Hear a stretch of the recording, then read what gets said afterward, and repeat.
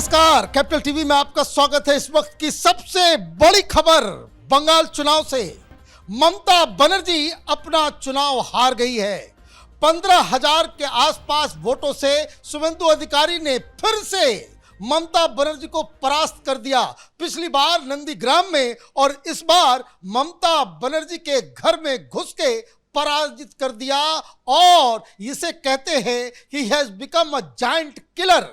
दो चीजें हो रही है। एक, ममता बनर्जी पिछली बार अपनी सीट हारी थी लेकिन सरकार बनाने में कामयाब हो गई थी, लेकिन इस बार सरकार भी नहीं बना पाएगी और अपनी सीट भी नहीं बचा पाई है। और सबसे बड़ी चीज, इस जीत के साथ ही बंगाल में अगले मुख्यमंत्री के दावेदार के रूप में शुभेंदु अधिकारी का दावा वो सबसे बुलंद हो गया है, क्योंकि उन्होंने अपने इलाके में जहां टीएमसी की तूती बोलती थी वहां सुपड़ा साफ किया टीएमसी का, ममता बनर्जी का, और खुद चीफ मिनिस्टर को हराकर अपनी स्थिति बिल्कुल मजबूत कर दी है।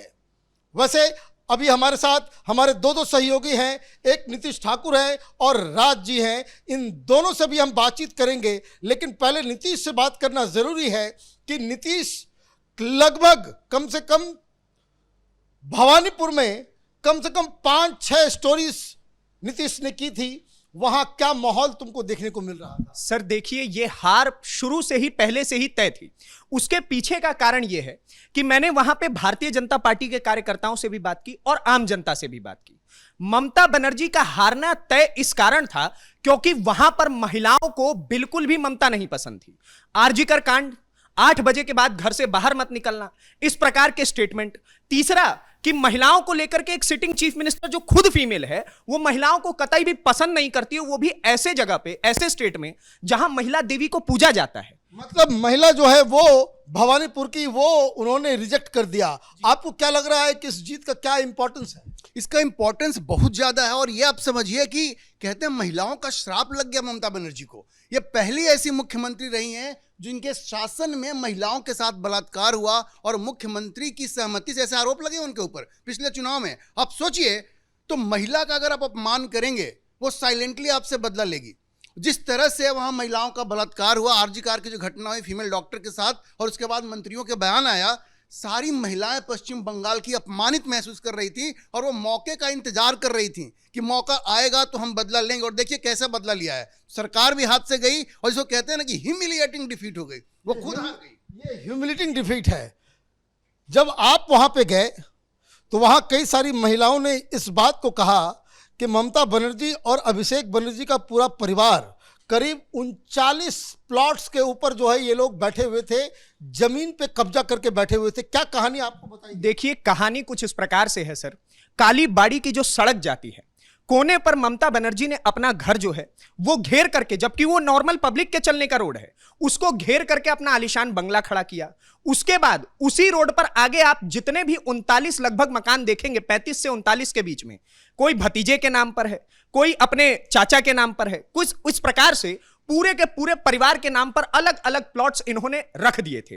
अब इसको लेकर के भी जनता संशय में थी कि जिसके पास आज से लगभग 30 साल 35 साल पहले आप जाइएगा तो ममता बनर्जी कहती थी कि मेरे पास बस एक सफेद साड़ी है, और आज उसके नाम पे 39-40 प्लॉट होना यह बताता है कि आपने किस प्रकार से पूरे के पूरे पश्चिम बंगाल को बर्बाद करके अपने जेब में रुपया भरा है, और वो उस चीज का प्रमाण भी दर्शाता है। सर ये आप समझिए कि भवानीपुर में अगर ममता हार रही है तो उनको ये आभास नहीं था क्या?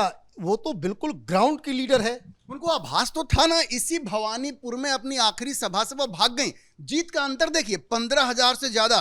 विधानसभा में बड़ा अंतर होता है। पिछली बार शुभेंदु ने हराया था इनको, 2,000 वोट से हराया था। इस बार 15,000 से सिटिंग चीफ मिनिस्टर को हराया है। और आभास तो ऐसा था कि जो आखिरी रैली इनकी भवानीपुर में थी वो मंच से भाग गई। उन्होंने देखा वहां पे एक तो पब्लिक नहीं है और जो है उसमें उत्साह नहीं है, तो बहाना क्या बनाया कि अरे 100 मीटर पे शुभेंदु अधिकारी की रैली हो रही है और माइक हमारी तरफ घुमा दिया है। आप सोच रहे कितना बचकाना ये उनका ये स्टेटमेंट था, लेकिन उनको उसी वक्त समझ में आ गया था कि प्रचार प्रसार करने से कोई फायदा नहीं है। ये बस खुल चुकी है, ये गाड़ी जा चुकी है, वो हार चुकी है। जिस तरह से वो भागी उसी वक्त पता चल गया कि ममता बनर्जी भवानीपुर से हारने वाली हैं। देखिए, भवानीपुर की जहां तक बात है, आप इस बात को समझिए, वहाँ का जो पॉपुलेशन है 50% पॉपुलेशन वो है जो नॉन बंगालीज हैं, जिसमें बिहारी हैं, जिसमें गुजराती हैं, जिसमें मारवाड़ी हैं। मतलब प्योर वो जो भद्र लोग बंगाली वो उससे एसोसिएट नहीं होते, लेकिन भवानीपुर के वो वोटर हैं। पहली चीज़ ये इसको ध्यान रखने की है। और जब ममता बनर्जी ने आउटसाइडर, इनसाइडर, गुजराती और सारी चीज़ें इन लोगों ने की, तो ये जो हिंदी स्पीकिंग और नॉन बंगाली पॉपुलेशन जो 50% था वो उसमें क्रैक आया। वैसे मैं बता दूं कि भवानीपुर के अंदर मारवाड़ी हो या फिर बिहारी हो, ये दोनों ही वर्ग ममता बनर्जी के साथ पिछले चुनाव तक थे। और लोकसभा में उनका भ्रम टूटा था जब जो सीट भवानीपुर में पिछली बार ममता बनर्जी करीब 50,000 वोट से जीती थी, वो लोकसभा में घट के 8,000 रह गया था लीड मात्र। अब बाकी का काम इधर होना था, लेकिन आपने एक तरह का नैरेटिव आपने स्टार्ट कर दिया। एक और बहुत ही महत्वपूर्ण बात है, वो ये कि जो 50% बंगाली वोटर्स हैं, उन 50% बंगाली वोटर्स के अंदर 27% जो वोटर्स जो थे वो दरअसल बंगाली कायस्थ थे। और नितिन नवीन ने वहां जाकर के छोटी छोटी मीटिंग वहां के लोकल लीडर से जो बातचीत की, और वो लग रहा है वही पलटी खा गया। ममता बनर्जी भवानीपुर से हारेगी ये किसी को यकीन नहीं हो रहा था, लेकिन कैपिटल टीवी लगातार भवानीपुर से ग्राउंड रिपोर्टिंग कर रहा था और नीतीश लगातार इस बात को बता रहे थे, हमें जानकारी दे रहे थे कि ममता बनर्जी हार के कगार पे है। बिल्कुल सर, हार के कगार पे हैं। और आज सुबह तक भी छठे राउंड की वोटिंग तक छठे राउंड तक आपको पता चलेगा कि शुभेंदु अधिकारी आगे थे। छठे राउंड में जाकर के ममता बनर्जी ने लीड ली। और उसके बाद जब मैंने वहां पे शुभेंदु अधिकारी के एक करीबी नेता को फोन किया, मैंने कहा भवानीपुर तो हाथ से निकल रहा है, तो वो मुझे फोन पे बताते हैं कि अभी आप बाकी बॉक्सेस खुलने दीजिए और उसके बाद की तस्वीर 18वें राउंड के बाद मैं खुद आपको फोन करके बताऊंगा कि देखिए जीत हमारी थी। और वैसा ही कुछ तस्वीरों में भी आया। और मैं आपको एक बात बता दूं सर, जब मैं वहां पर ग्राउंड पे घूम रहा था, तो जब मैंने रैली कवर की शुभेंदु अधिकारी की, मुझे सबसे अच्छी चीज ये लगी कि वो युवाओं से मिलते थे तो युवाओं को नौकरी की बात करते थे, चाकरी की बात करते थे। अगर वो महिलाओं से मिलते थे तो सुरक्षा की बात करते थे, अन्य किसी वर्ग से मिलते थे तो उनके हिस्से की बात करते थे। 1 किलोमीटर की रैली कवर करने में बाकी नेताओं को अगर आप देखिएगा तो कितना समय लगेगा, 30 से 35 मिनट लगाता है। उस 1 किलोमीटर की रैली को कवर करने में शुभेंदु अधिकारी ने 3 घंटे लगाए। हर वर्ग से बातचीत की। मुसलमान जो बोलते हैं कि मुस्लिम समाज से भारतीय जनता पार्टी नफरत करती है, उन्होंने खुद अपने गले से पटका उतार करके मुसलमान समाज के गले में डाला था, हमने तस्वीरें भी दिखाई थी। तो ये चीजें भी कहीं ना कहीं इंपैक्ट करती हैं कि ममता बनर्जी जो है वो धीरे धीरे अपनी सीट हार रही थी और शुभेंदु अधिकारी सीट नहीं जीत रहे थे, दिल जीत रहे थे। ये शुभेंदु अधिकारी दिल जीत रहे थे। एक और बड़ी बात, अगर पॉलिटिकली इसको एनालाइज करें तो बिहार में आरजेडी हार गई, लेकिन तेजस्वी अपनी सीट बचा ले गए, तो कुछ इज्जत बच गई। अखिलेश यादव चुनाव हार गए, लेकिन अपनी सीट वो जीत गए, इज्जत बच गई। ये तो मामला केजरीवाल वाला हो गया कि सरकार भी गई और आप अपनी सीट पे भी हार गए। आप ये समझिए भारतीय जनता पार्टी ने किस तरीके से वो चक्रव्यूह रचा था कि ममता बनर्जी को भवानीपुर में ही फंसा दो, और ममता बनर्जी का बहुत सारा समय भवानीपुर को देना पड़ा, क्योंकि उनको भी ये मालूम था कि जमीन जो है वो खिसक चुकी है। क्या लग रहा है, ममता बनर्जी का कोई फ्यूचर रोल नजर आ रहा है क्या? सबसे बड़ी चीज तो अभी ये होने वाली है कि ममता बनर्जी की पार्टी में भयंकर टूट फूट होने वाली है।